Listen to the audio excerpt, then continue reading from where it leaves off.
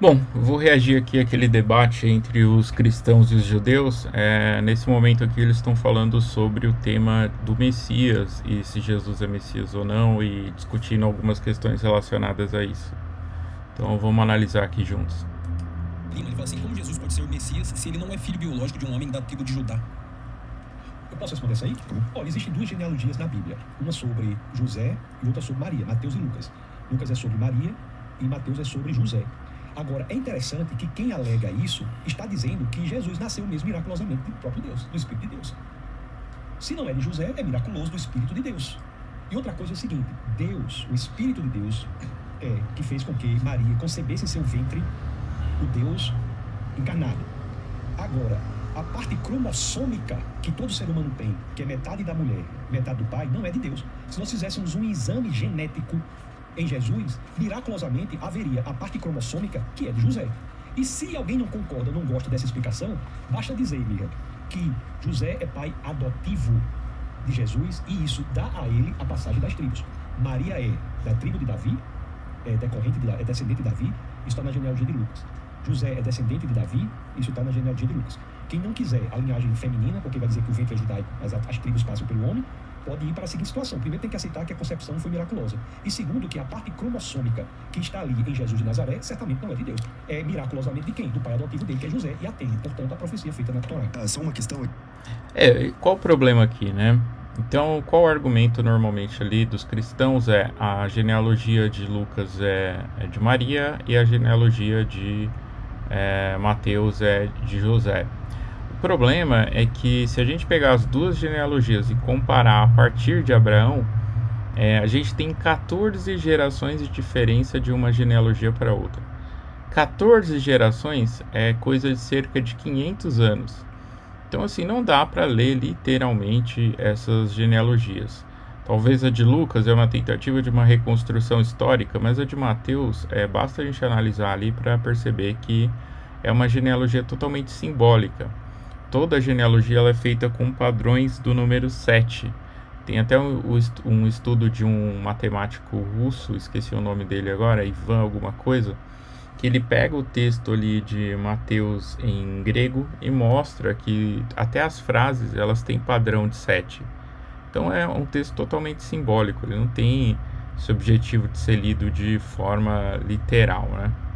O segundo problema aqui do argumento é esse argumento ali genético. Então, como é que você vai afirmar que Jesus tinha o cromossomo de José?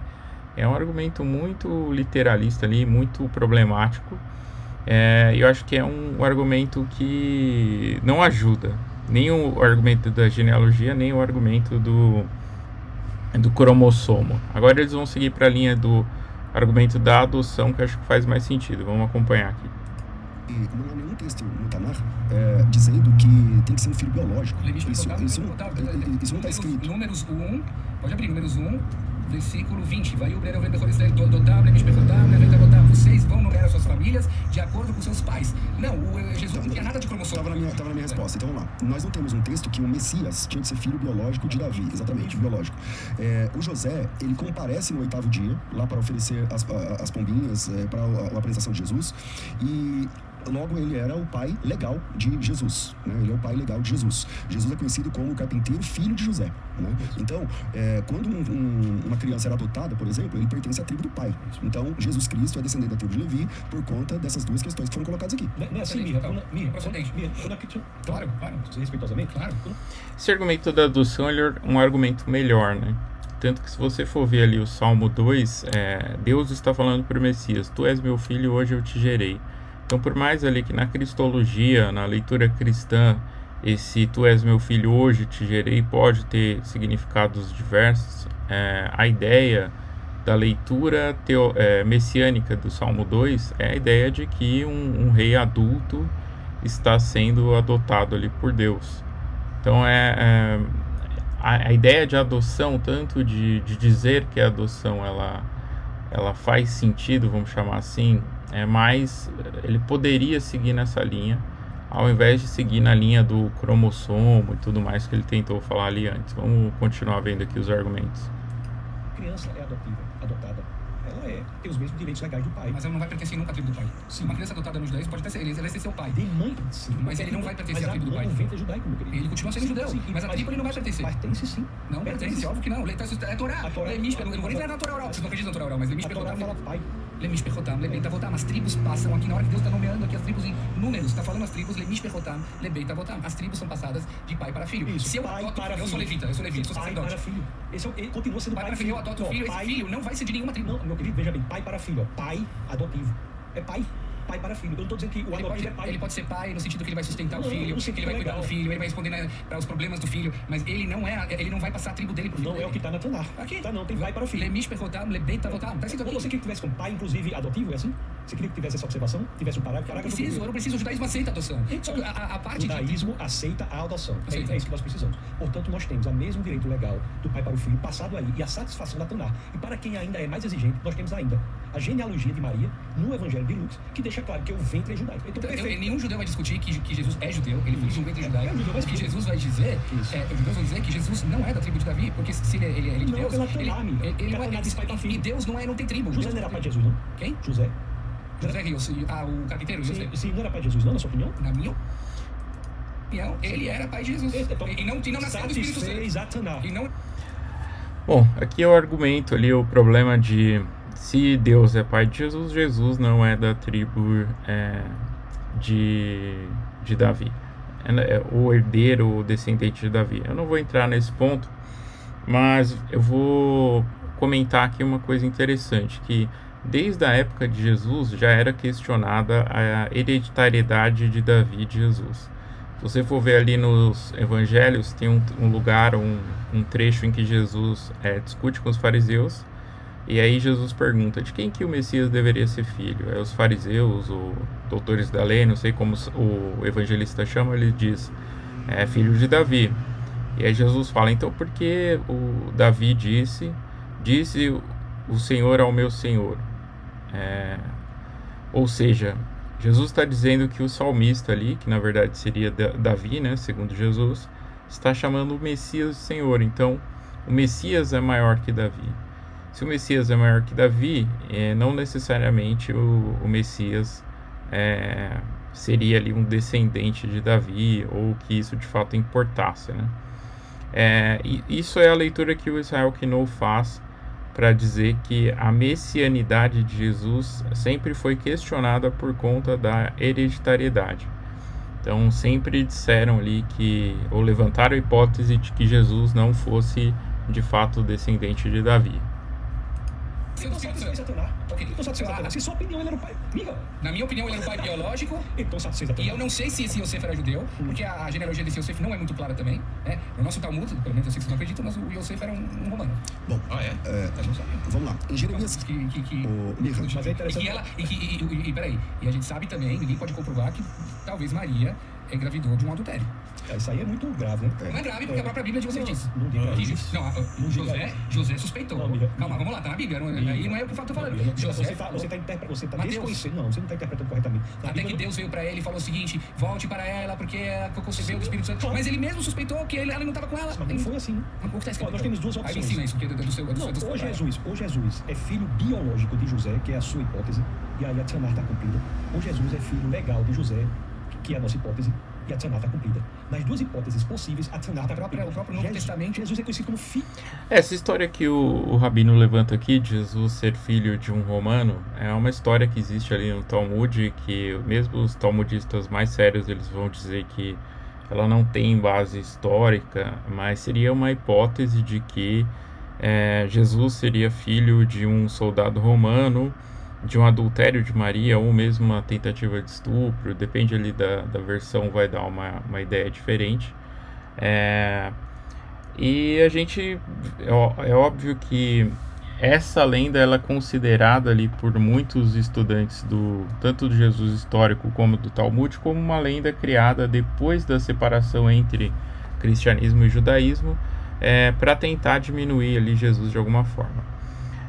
Agora, uma parte do que o Rabino diz que é verdade é quando ele fala que a honestidade de Maria foi questionada de alguma forma. Isso de fato foi.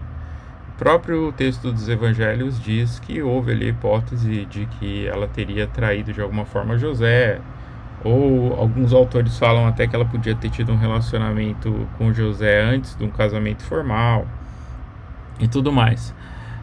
E tanto que a gente vê isso que no Evangelho de Mateus, na genealogia do Evangelho de Mateus, ela é uma genealogia que só tem homens, e as únicas mulheres citadas na genealogia do Evangelho de Mateus são mulheres que tiveram em algum momento ali da vida uma conduta sexual questionável. Tem também um trecho ali de João 8 que parece que os inimigos de Jesus insinuam que Jesus tinha sido resultado, ou seria um filho ilegítimo, né? Enfim, mas que existiu esse questionamento ali sobre Maria, de fato existiu.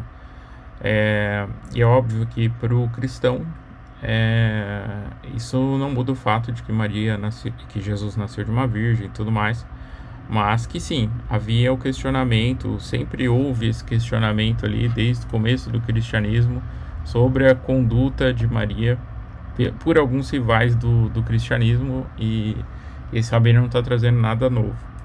José coloca a opção que, eu estou errado, pastor César, que José suspeitou que a Maria teria engravidado de um adultério. Não, é que Deus vem para ele. É que o texto diz assim, eu não sei esse texto, o texto fala assim, que Maria achou-se grávida pelo Espírito Santo, e José, não querendo difamá-la, intentou deixá-la secretamente. Ele não disse adultério em momento algum, ele só diz assim. Ele quis dizer o seguinte, eu não estou com ela, como pode ser que ela engravidou? Então ele queria desposar, porque ele não sabia que era sobrenatural. Aí o mesmo anjo Gabriel, veja, o anjo Gabriel que falou lá em Daniel, que eu fiz a pergunta para você, esse mesmo anjo Gabriel chega em José e fala assim, não tenha medo de assumir o seu casamento, que estava como se fosse noivo, né? O judeu tinha essa ideia, como sua esposa, porque ela foi gerada do Espírito Santo. Por que alguém teria esse medo se ele soubesse que a esposa dele foi... Porque ele não sabia. A pessoa só diz, não, porque ele não sabia. Suspeita. Ele não sabia. Ele soube aí. Pronto, e depois que ele soube, a história continuou como Jesus, filho de José. Agora sobre essa questão da linhagem, eu queria que você lesse Jeremias 22, 24, porque nós temos o problema do Jeconias, né? Temos aí uma maldição, temos aí um problema. O texto diz assim, vivo eu, diz o Senhor, que ainda que Jeconias, filho de Jeoiaquim, rei de Judá, fosse o cero do anel da minha mão direita, eu dali te arrancaria. Parece